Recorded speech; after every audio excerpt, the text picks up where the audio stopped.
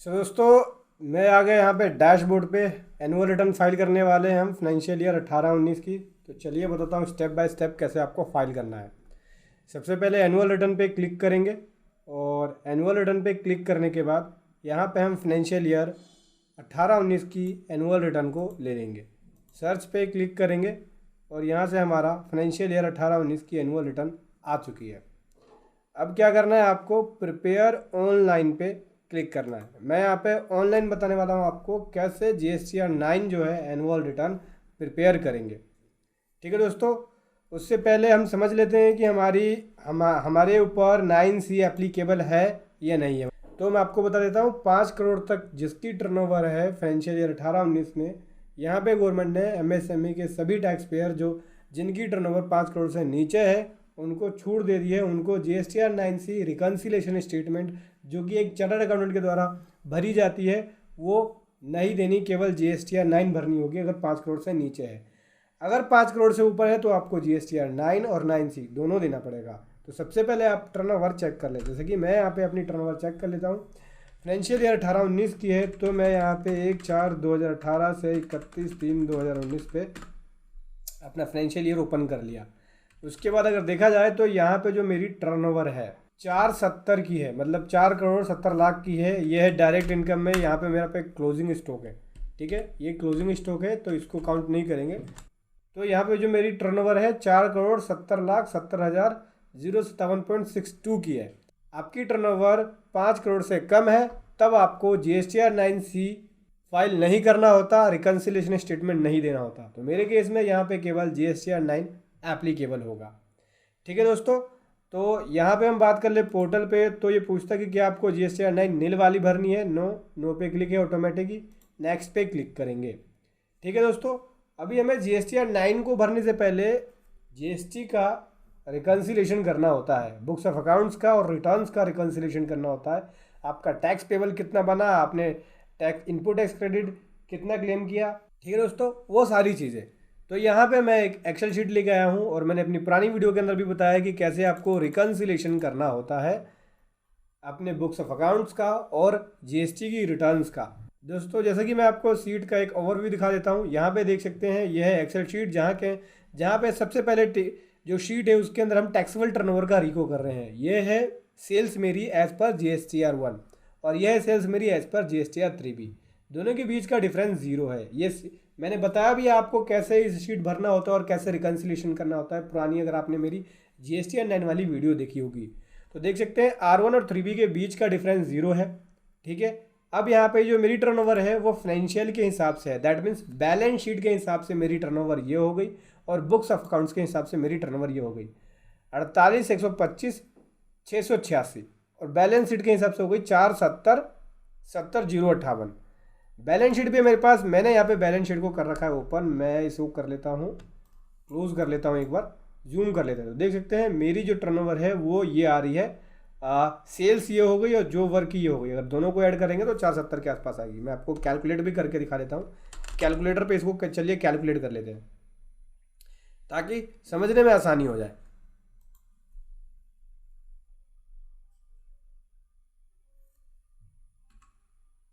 चार 29,27,807.75 प्लस 41,42,24,9.87।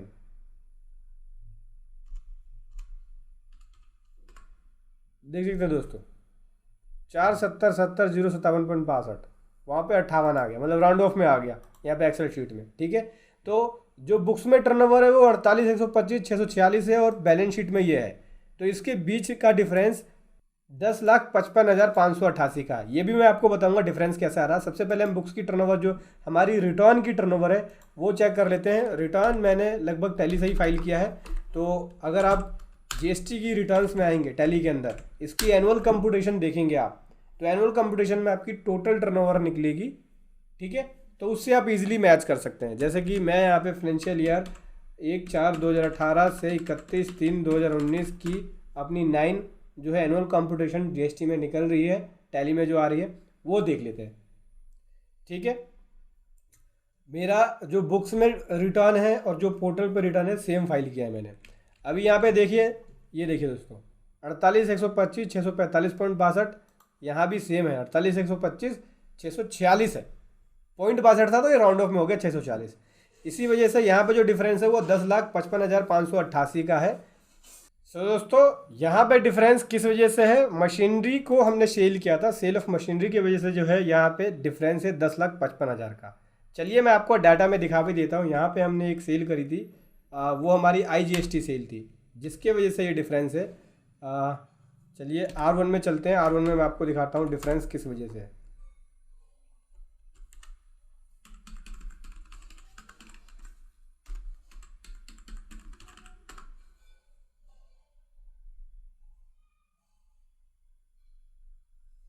ये दोस्तों R1 में आ गया और B2B सेल्स है मेरी ये सारी। मैंने सेल्स करी थी MR मेटल टॉनिका सिटी को, 10 लाख के आसपास मशीनरी की वैल्यू है। इस वजह से ये देखिए 10,55,588 ये मेरी मशीनरी की सेल है 4 नवंबर को, देख सकते हैं मशीनरी सेल 10,55,588। सेम यही डिफरेंस है दोस्तों, जो हमने मशीनरी को सेल किया है उसी का डिफरेंस है, क्योंकि रिटर्न में तो वो काउंट हो जाता है, रिटर्न में वो हमारी सेल में काउंट हो जाता है, लेकिन अगर अकाउंटिंग के हिसाब से देखें तो वो सेल में काउंट नहीं होता। वो हमारे फिक्स एसेट्स को हम सेल कर रहे हैं, फिक्स एसेट्स की वैल्यू हमारी कम हो जाती है, तो P&L में वो हमारे सेल्स में जाके जुड़ता नहीं है। ठीक है दोस्तों, प्रॉफिट होता है अगर मशीनरी को सेल करने पे, जो भी हमारा प्रॉफिट होगा मशीनरी के अकाउंट में, जो भी प्रॉफिट मशीनरी का अकाउंट बनाएंगे, डेप्रिसिएशन और सेल लेस करने के बाद अगर प्रॉफिट होता है तो हम प्रॉफिट को ऐड करते हैं P&L के अंदर। ठीक है, लेकिन यहाँ पे हमने सेल करी है मशीनरी की, तो रिटर्न में सेल तो काउंट हो गई मशीनरी की, इसलिए से रिटर्न में जो टर्नओवर है वो ज़्यादा हो गई। तो उस केस के हिसाब से जो 10 लाख का डिफरेंस है वो सेल ऑफ मशीनरी का है। तो जब हम GSTR 9C बनाएंगे, हालांकि GSTR 9C एप्लीकेबल नहीं है, लेकिन फिर भी मैं आपको साथ साथ 9C का भी इफेक्ट दिखाता रहूँगा। तो जब हम GSTR 9C बनाएंगे तो जब टर्नओवर का रिकन्सिलेशन देना होगा तो टर्नओवर के बीच का जो डिफरेंस आएगा 10,55,588 का, वो आपको सेल ऑफ मशीनरी रीज़न देना है कि सेल ऑफ मशीनरी की वजह से यहाँ पे अनरिकन्सिलेशन में पड़ा हुआ है। उसके बाद बात कर लेते हैं टैक्सेस का रिको का। तो ये है टैक्सेस का रिको, ये हमारी रिटर्न में टैक्सेस है। ठीक है, देख सकते हैं R1 के अंदर, ठीक, और ये 3B के अंदर है, और इसके बीच का डिफरेंस यहाँ पे आता है। तो यहाँ पे देख सकते हैं डिफरेंस कुछ भी नहीं है दोस्तों। ठीक है, सो दोस्तों उसके बाद बात करूँ, ये तो हमने देखा कि R1 और 3B के बीच का डिफरेंस 0 है। इसी प्रकार से बुक्स की बातें कर लेते हैं। ये है बुक्स के हिसाब से हमारी सेल। ठीक है, अब बुक्स की सेल लेस कर लिया हमने बुक्स माइनस 3B, जो बुक्स में सेल है और 3B में जो हमने सेल दिखाया है उसके बीच का डिफरेंस निकाल लिया। तो यहाँ पे नवंबर मंथ के अंदर देख सकते हैं 10,55,588 का डिफरेंस आ गया, जो हमारी मशीनरी वाली सेल है। ठीक है, ये अभी टैक्सेबल टर्नओवर का हमने रिकन्सिलेशन किया है। अब टैक्स की रिको की बात करें तो ये मेरी R1 के अंदर टैक्सेस हो गई, CGST, IGST, SGST। ठीक है, और ये 3B में हो गया IGST, CGST, SGST। इसके बीच का डिफरेंस अगर हम बात करें तो 0 है, कोई भी डिफरेंस नहीं है। इसी प्रकार से नीचे आपको यहाँ पे मिलता है बुक्स का रिको। बुक्स के हिसाब से मेरी यहाँ पे टैक्सेस हो गई, जैसे IGST, CGST, SGST, और ये 3B के हिसाब से, और इसके बीच का भी जो डिफरेंस है वो 0 है। और दोस्तों अगर आप इस एक्सेल शीट को डाउनलोड करना चाहते हैं तो वीडियो के डिस्क्रिप्शन में लिंक भी मिल जाएगा इसका, वहाँ से आप इसे डाउनलोड करके ईजिली रिकन्सिलेशन कर सकते हैं। यहाँ से मैंने ले लिया है rate wise turnover. Rate wise turnover कहाँ पे हेल्प करती है, अगर आप GSTR 9C बनाते हैं तब आपको रेट वाइज डिटेल देनी होती है कि रेट वाइज आपकी कितनी कितनी टर्नओवर है। 9 के अंदर आपकी ज़रूरत नहीं पड़ेगी, 9C में पड़ती है इसकी ज़रूरत। उसके बाद यहाँ से मैंने निकाला है इंटरेस्ट। ठीक है, अगर आपने लेट फाइलिंग करी है रिटर्न और आपका टैक्स पेबल बना है, कैश लेजर से पे किया है, तो जितना आप डिले पे करेंगे उसके ऊपर 18% पर एनएम के हिसाब से इंटरेस्ट पे करना पड़ता है। तो यहाँ पे इंटरेस्ट वाली शीट भी है, जहाँ पे मैंने नवंबर महीने में 2 दिन लेट फाइल किया था और 18% के हिसाब से 61 रुपीज़ का इंटरेस्ट यहाँ पे मेरा CGST के अंदर बना हुआ है। ठीक है दोस्तों, C में इसलिए बना हुआ है क्योंकि मैंने CGST की लाइबिलिटी लेट पे करी है। देख सकते हैं दोस्तों, ये CGST की लाइबिलिटी है जो मैंने लेट पे करी है। इसके ऊपर अगर 18% निकाला तो 61 रुपये का है 2 दिन का। ठीक है, 18% के हिसाब से, 18% के हिसाब से मतलब हो गया कि 2 दिन का लेट हो गया, ये पूरे महीने का काउंट होता है। तो अगर आप 18% है तो 1.5% पर मंथ है। तो अगर हम निकालेंगे इसका 1.5%,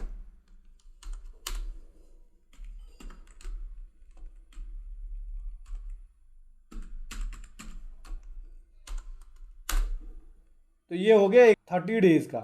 इसको डिवाइड कर लो सर, पर डे का निकल जाएगा। 31 रुपये एक दिन का हो गया, 31 और 31 62 होते हैं। तो 61 रुपये का यहाँ पे जो है इंटरेस्ट कैलकुलेटेड है राउंड ऑफ में, ठीक है, फॉर्मूला लगने के बाद। ठीक है दोस्तों, ये इंटरेस्ट मुझे पे करना पड़ेगा, ये DRC 03 का यूज़ करके हम पे करेंगे। ठीक है, RCM की बात करें तो RCM की कोई भी लायबिलिटी नहीं है मेरी। यहाँ पे हमारा परचेज रजिस्टर है, पूरा का पूरा परचेज रजिस्टर मैंने डाला हुआ कि कितना कितना हमने परचेज किया, कितना कितना ITC क्लेम किया। ठीक है, परचेज रजिस्टर डाल सकते हैं। उसके बाद यहाँ पे ITC का रिको है। ITC का रिको के अंदर क्या क्या किया हुआ है दिखा देता हूँ मैं आपको। ये है हमारा ITC एज़ पर 3B, जो हमने 3B में क्लेम किया, और ये ITC हमारा एज़ पर बुक्स। ठीक है, और यहाँ पे जो डिफरेंस है अगर मैं बात करूँ तो जो टोटल डिफरेंस है यहाँ पे देख सकते हैं, शॉर्ट क्लेम हुआ है मेरा 2997 का, 2997 का। दैट मीन्स मैंने क्लेम कम किया है, बुक्स में ITC ज़्यादा है, अब हम क्लेम नहीं कर सकते। 18-19 की जो डेट थी वो 19 सितंबर में आपको क्लेम करना था, सितंबर 2019 के अंदर क्लेम करना था। अब 18-19 की आप ITC को क्लेम नहीं कर सकते, इसलिए ये वाला जो ITC है शॉर्ट क्लेम, ये आपका लैप्स हो जाएगा। ये मेरा परचेज रजिस्टर है, परचेज रजिस्टर के बीच का जो डिफरेंस है वो 0 है। और दोस्तों यहाँ पे मैंने रिके किया हुआ है कि बुक्स में कितना ITC है और पोर्टल पे कितना ITC है। ठीक है, वो चीज़। उसके बाद ये 2A का है और ये है 3B और 2A के बीच का डिफरेंस है। ये 3B के अंदर ITC है और ये 2A के अंदर ITC है। तो कुल मिला के बात करें हम तो 2A के अंदर एक्स्ट्रा आ रहा है, हमने एक्स्ट्रा क्लेम, अगर हमने एक्स्ट्रा क्लेम किया होता तो परेशानी हो जाती है, हमने एक्स्ट्रा क्लेम नहीं किया हुआ। 2A के अंदर एक्स्ट्रा आ रहा है। फिलहाल अभी इस ITC को क्लेम नहीं कर सकते क्योंकि ये ITC लैप्स हो जाएगा। सितंबर 2019 तक ये हमें ITC क्लेम करना होता था। अब इसकी ड्यू डेट जो है वो ओवर हो चुकी है। उसके बाद यहाँ पे हम बात करें क्रेडिटर की डिटेल है। क्रेडिटर में आपको 180 डेज़ का भी पंगा देखना पड़ेगा। अगर वो कोई ऐसा ITC तो नहीं है जो आपने ले लिया है किसी पार्टी से और जिसकी पेमेंट आपने 180 डेज़ के अंदर नहीं करी है। अगर आपने 180 डेज़ के अंदर पेमेंट नहीं करी है तो आपको उस ITC का रिवर्सल करना पड़ेगा। फिर बाद में जब आप पेमेंट कर देंगे तब आप उस ITC को ले सकते हैं। जैसे कि मैं बात करूँ यहाँ पे मेरा एक ऐसा ITC निकला हुआ है जिसका मुझे रिवर्सल करना पड़ेगा, लेकिन अभी हमने टैक्स पेयर से बात करी है, वो कह रहा था इसके बारे में उसे कोई भी नॉलेज नहीं है, तो फिर भी हमने ये रिको के लिए रख लिया। कभी नोटिस आता है तो हम बता सकते हैं कि सर ये नॉलेज में नहीं था, लेकिन रूल यही बनता है कि आपको 180 डेज़ के अंदर चेक करना होगा कि कोई भी पेमेंट पेंडिंग तो नहीं है। जैसे मैंने यहाँ पे क्रेडिटर की पेंडिंग पेमेंट देखी है, ये ओपनिंग बैलेंस हो गया 31 मार्च 2019 के हिसाब से, और जो क्लोजिंग बैलेंस लिया है मैंने वो लिया है 30 सितंबर 2019 के हिसाब से। तो 6 महीने होते हैं, मतलब 180 डेज़ होता है। तो उस 180 डेज़ में 2 पार्टीज है जो डिफ़ॉल्ट में निकली है, जिसकी पेमेंट नहीं हुई है 180 डेज़ के अंदर। अगर 180 डेज़ के अंदर पेमेंट नहीं होती है तो आपको ITC का रिवर्सल करना होता है। इस चीज़ को आप हाईलाइट ज़रूर करके रखें ताकि बाद में कभी नोटिस आए तो आप इसका रिप्लाई दे सकें। उसके बाद कुछ इन्वॉइस जो है वो 2A में नहीं है मेरे। ठीक है, मतलब ITC क्लेम कर लिया है और वो इन्वॉइसेस 2 में नहीं है। ठीक है, अगर प्रिस्क्राइब फॉर्मेट में है तो उस ITC को आप कंसीडर कर सकते हैं। प्रिस्क्राइब फॉर्मेट में नहीं है तो आपको उस ITC का रिवर्सल करना पड़ेगा। जैसे मैं यहाँ पे इस ITC का रिवर्सल करने वाला हूँ और इसके ऊपर जो इंटरेस्ट बनता है 24 पर एनम के हिसाब से वो इंटरेस्ट भी जमा कराने वाला हूँ। तो मैंने यहाँ पे एक टैक्स पेबल की शीट भी बनाई हुई है कि मेरा जो टोटल टैक्स पेबल बन गया, जैसे कि ये वाला ITC जो मुझे रिवर्सल करना है उसके ऊपर इंटरेस्ट ये बन गया, और जो डिले पेमेंट करी है मैंने 2 दिन उसका मेरा इंटरेस्ट ये बन गया, यानी टोटल जो पेबल बन गया मेरा ये बन गया 15,700। ठीक है दोस्तों, ये भी मैंने शीट का ओवरव्यू दिखाया है। सो दोस्तों चलिए पोर्टल पे आ जाते हैं। मैं आ गया पोर्टल पे और यहाँ पे हम 9 को भरना शुरू करते हैं। ठीक है, यहाँ पे कुछ चेंजेस भी कर दिया गवर्नमेंट ने 9 के अंदर क्या क्या चेंजेस कर दिया है।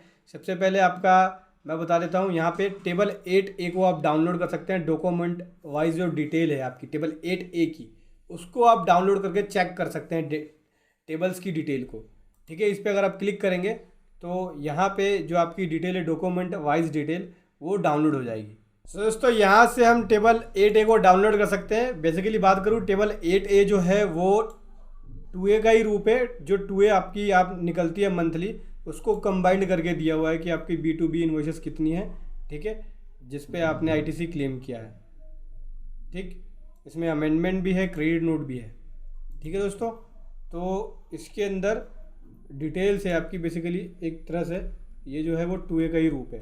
ठीक है दोस्तों, तो इस आप टेबल का यूज़ करके रिकन्सिलेशन कर सकते हैं। ये ITC का रिकन्सिलेशन में बहुत ज़्यादा हेल्प करेगी। ठीक है, मैंने ऑलरेडी रिकन्सिलेशन कर लिया है।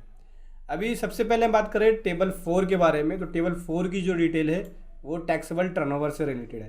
तो टैक्सेबल टर्नओवर जो मेरी यहाँ पे आ रही है 481,70,415 ये आ गई। और उसके बाद यहाँ से मेरा क्रेडिट नोट और डेबिट नोट लेस करने के बाद 481,25,645.22 बिल्कुल ओके है। अपनी एक्सेल शीट में आ जाते हैं जहाँ पे हमने अपनी टर्नओवर दी हुई है। यहाँ पे मैं आ जाता हूँ टैक्सेबल टर्नओवर में, यहाँ पे आ जाइए देख सकते हैं दोस्तों 481,25,640 ठीक है।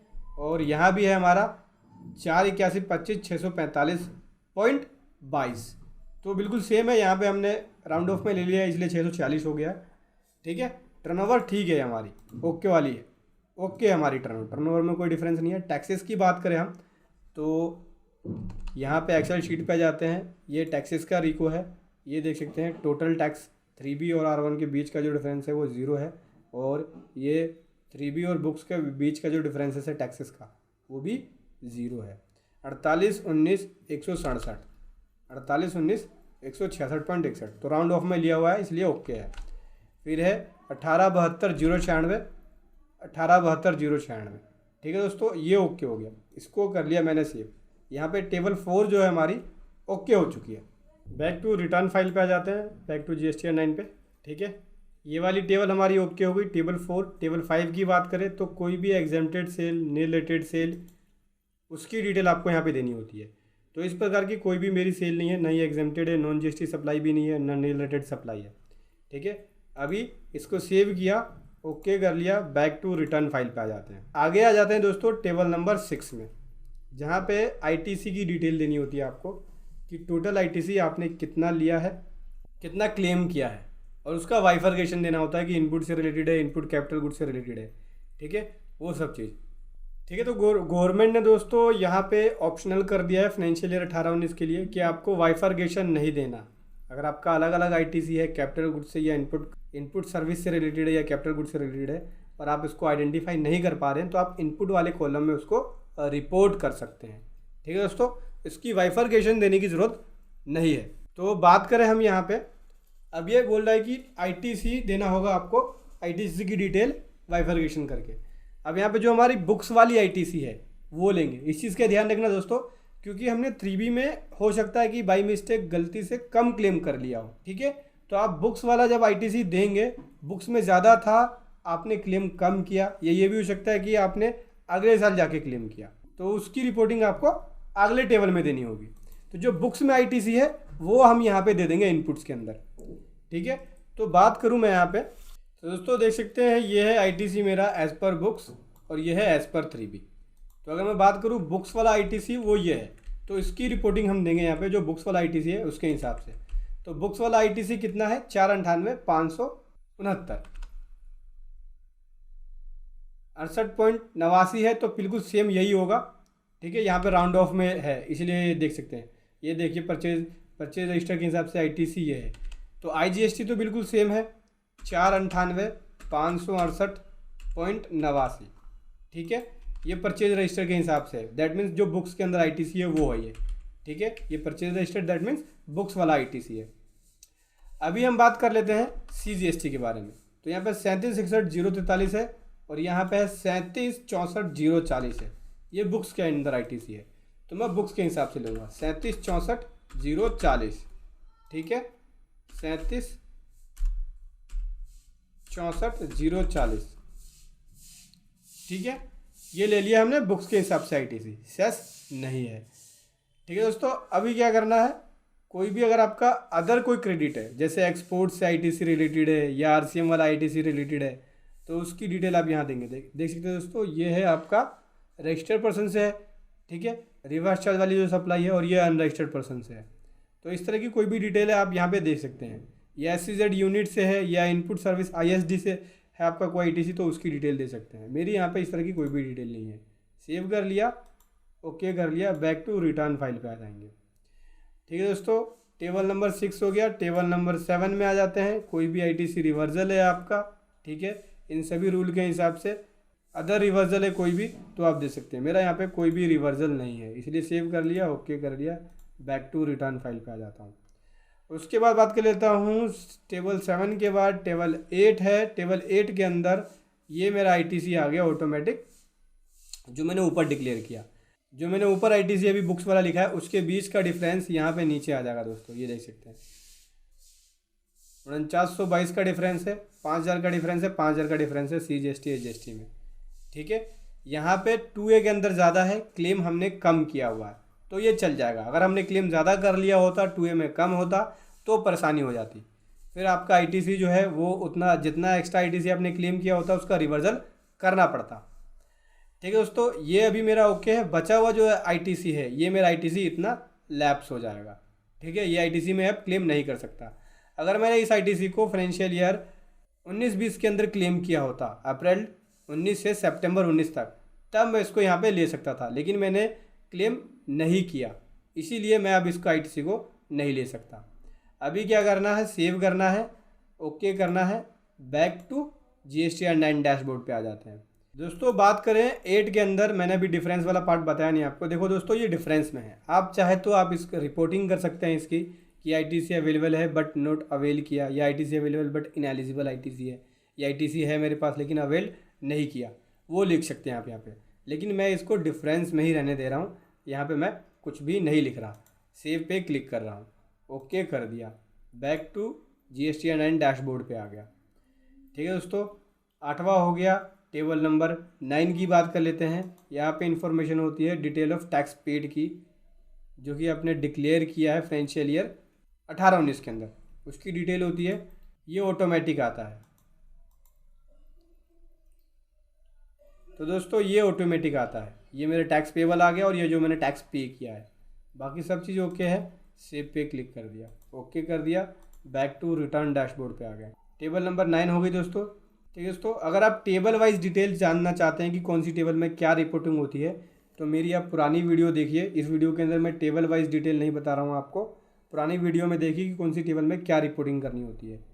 टेबल नंबर 9 ओके हो गया। टेबल नंबर 10 की बात करें तो यहाँ पे आपका प्रीवियस ईयर से रिलेटेड कोई भी ट्रांजैक्शन की है आपने, उसकी रिपोर्टिंग देनी होती है। अगर आपने अप्रैल 19 से सितंबर 19 तक कोई भी ट्रांजैक्शन की है, जैसे कोई आपने सप्लाई बढ़ा दी है अमेंडमेंट के थ्रू, या सप्लाई घटा दी है, या आईटीसी रिवर्सल किया है, ठीक है, या आईटीसी अवेल किया है पिछले साल से रिलेटेड, तो उसकी डिटेल आप यहाँ पे दे सकते हैं। मेरी यहाँ पे इस तरह की कोई भी डिटेल नहीं है। सेव कर लूँगा, ओके कर लूँगा।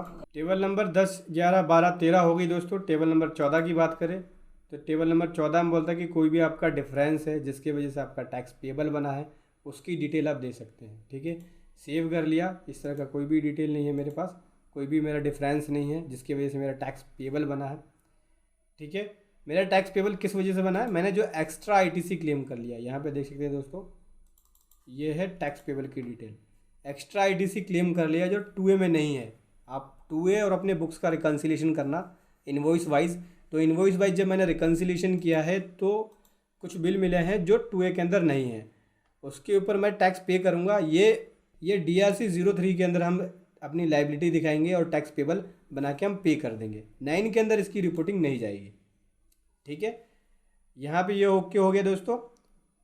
Table number 10, 11, 12। टेबल नंबर 14 की बात करें तो टेबल नंबर 14 में कोई भी डिफरेंस नहीं है जिसकी वजह से मेरा टैक्स पेबल बना है 10 या 11 में।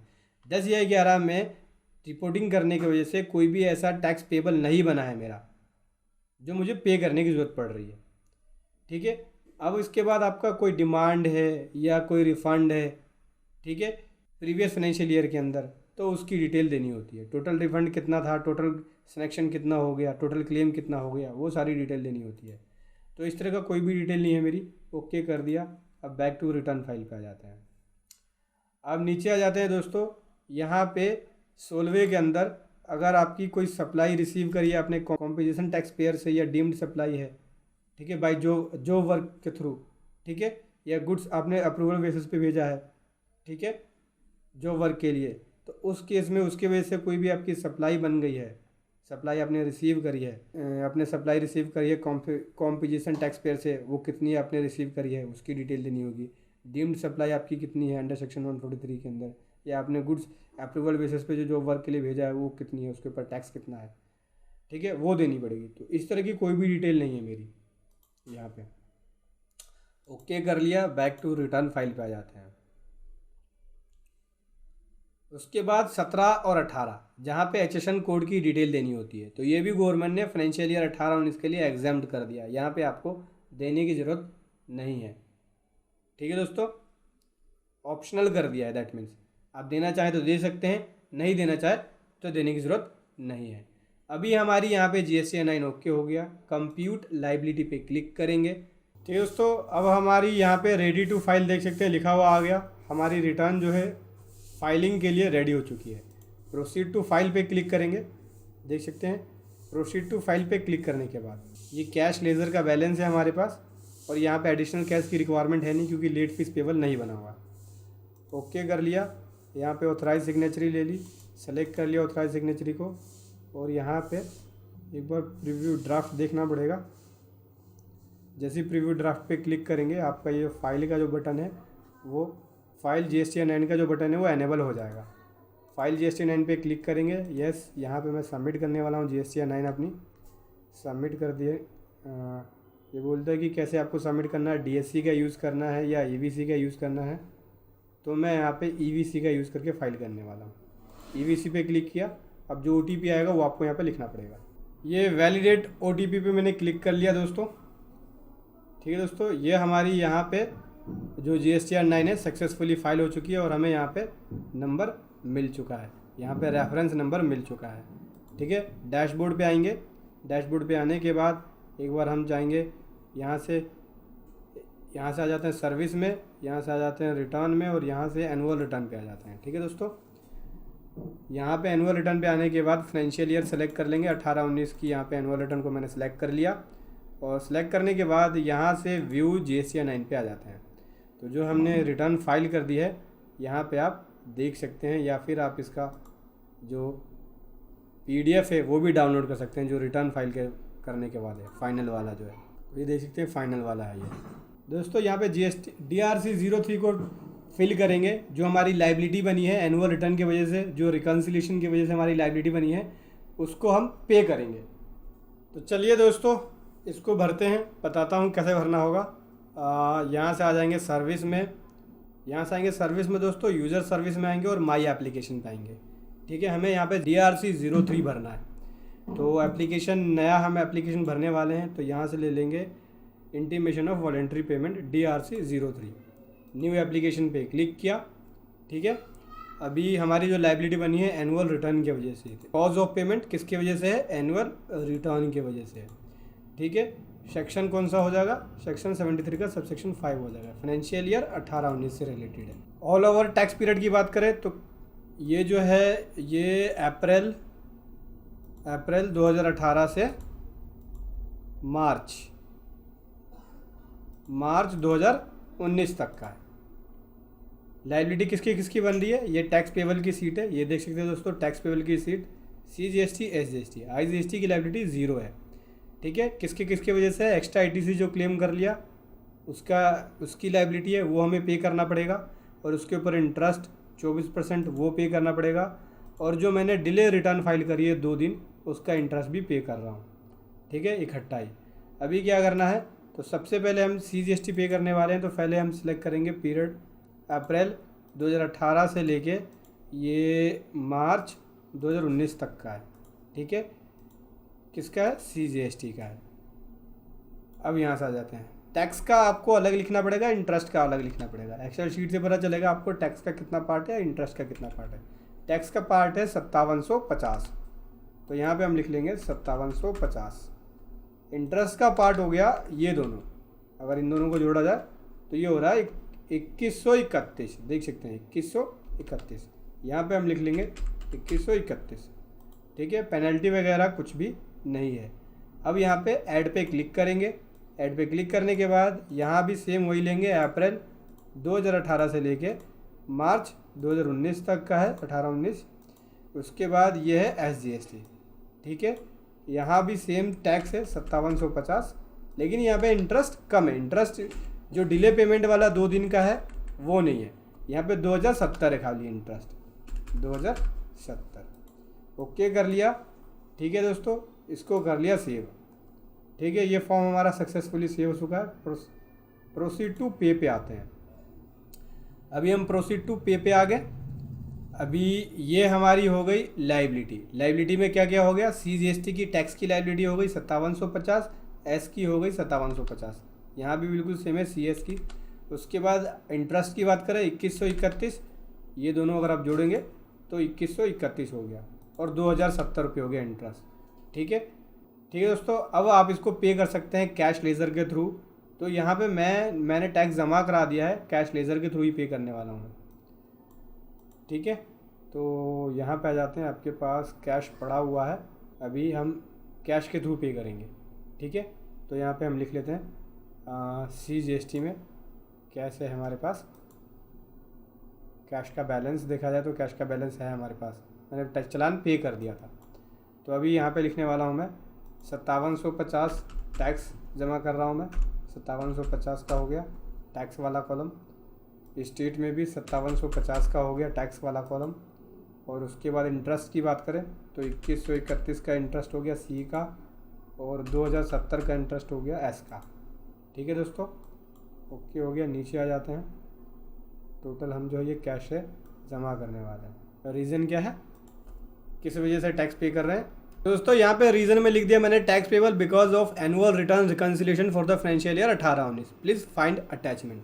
यहाँ पे मैं अटैचमेंट देने वाला हूँ और रीज़न में लिख दिया कि जो मेरा टैक्स पेबल बना है वो एनुअल रिटर्न का जो रिकन्सिलेशन है 18-19 का, उसके वजह से बना है। अटैचमेंट क्या लगाऊंगा, ये देख सकते हैं इंटरेस्ट वाली शीट है जिसमें जो मैंने इंटरेस्ट कैलकुलेट किया है वो डालूंगा, ये अटैच करूँगा। जो इन्वॉइसेस 2A में नहीं आ रहा देख सकते हैं, ये इन्वॉइस वाइज डिटेल है, जो टैक्स पेबल बना है वो भी है इसके अंदर, ये डालूंगा। और जो टैक्स पेबल की समरी बनाई है ये मैं अटैच करने वाला हूँ। साथ ही साथ जो चालान पे किया है वो भी अपलोड करेंगे। तो चलिए अपलोड कर लेते हैं एक एक करके डॉक्यूमेंट। तो दोस्तों मैंने डाल दिया इंटरेस्ट वाला जो शीट है एक्सेल का, वो जो एक्स्ट्रा ITC है 2A में जो नहीं है वो, और जो टैक्स पेबल की समरी है वो, और ये चालान डाल दिया जो मैंने चालान पे किया हुआ है। ठीक है, सारी चीज़ें ओके हो गई। यहाँ पे क्लिक कर लिया, सबमिट कर लेते हैं, सेलेक्ट कर लिया हमने, यहाँ पे प्लेस डाल देते हैं, प्लेस डाल दिया। अब यहाँ पे प्रीव्यू पे क्लिक कर लेंगे। प्रीव्यू पे क्लिक करने के बाद इसका जो प्रीव्यू है वो भी आप देख सकते हैं। ये देखिए दोस्तों, प्रीव्यू आ गया कि आपका कितना टैक्स पेबल बना है, कितना टैक्स बना है। ठीक है, वो सारी चीज़ें जो हमने यहाँ पे रीज़न दिया है वो सारी चीज़ें यहाँ पे आ गई। ठीक है, उसके बाद अभी हम यहाँ पे क्या करने वाले हैं, फाइल पे क्लिक करेंगे, ओके कर देंगे। ये देख सकते हैं कि ये कह रहा है कि हम जो यूटिलाइज़ करने वाले हैं 15,701 रुपये कैश से यूटिलाइज़ करने वाले हैं, और ITC से हम 0 पेमेंट करने वाले हैं। ओके पे क्लिक कर दिया और इतना अमाउंट जो है वो कैश से यूटिलाइज़ हो गया। इसको अब हम सबमिट कर लेते हैं, EVC का यूज़ करके सबमिट करेंगे तो जो OTP आएगा वो आपको लिखना पड़ेगा।